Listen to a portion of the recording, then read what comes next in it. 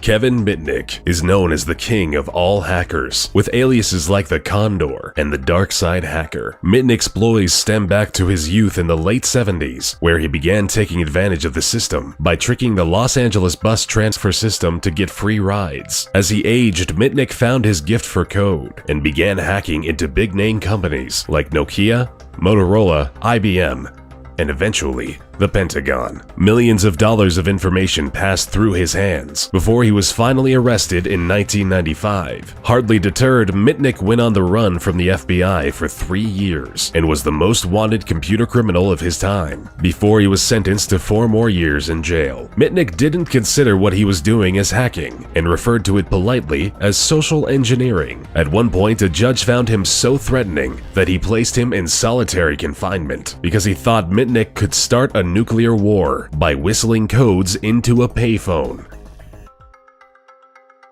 The dangerous British hacking duo of Matthew Bevan and Richard Price took the world for a potentially deadly ride for several weeks in their youth back in 1994. They began by attacking the Pentagon's network for several weeks and progressed further by stealing battlefield simulations. If that wasn't enough, they started intercepting messages from US agents stationed in North Korea and accessed sensitive material from a Korean nuclear facility. This was all incredibly alarming to the US because at the time, Price and Bevan were using US systems to infiltrate information from Korean systems, which, simply put, nearly sparked an international incident.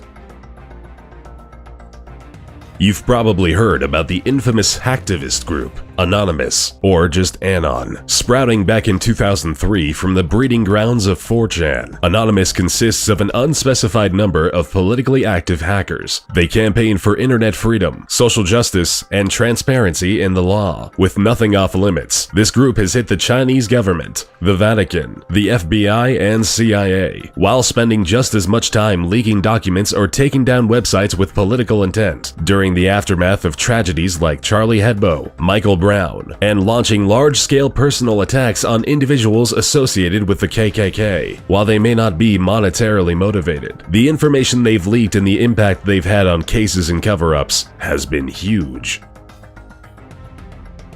Little is known about Astra, which is the net alias of this notorious hacker, who spent half a decade in the mid-2000s stealing high-profile weapons technology data and software. Astra would quickly sell this information to people and organizations across Brazil, South Africa, the Middle East, and the rest of the world. While no one knows how much money he was able to make or where it went, the damages he caused are estimated between $250 and $361 million.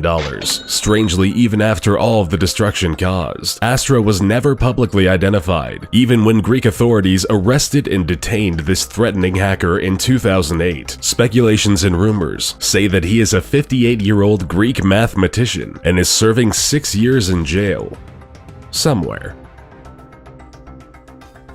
Gary McKinnon infiltrated over 97 US military and NASA servers in just a year during 2001. He deleted sensitive data, software, and files that cost the US government $700,000 in recovery charges due to the severity of the damage. Confident in his skills, McKinnon, who went by the alias Solo, taunted the military by posting, "Your security system is crap. I am Solo. I will continue to disrupt at the highest levels." Strangely enough, McKinnon wasn't in it for any kind of monetary gain, and it turns out he was just looking for files containing evidence of extraterrestrial life, which, according to McKinnon, he found.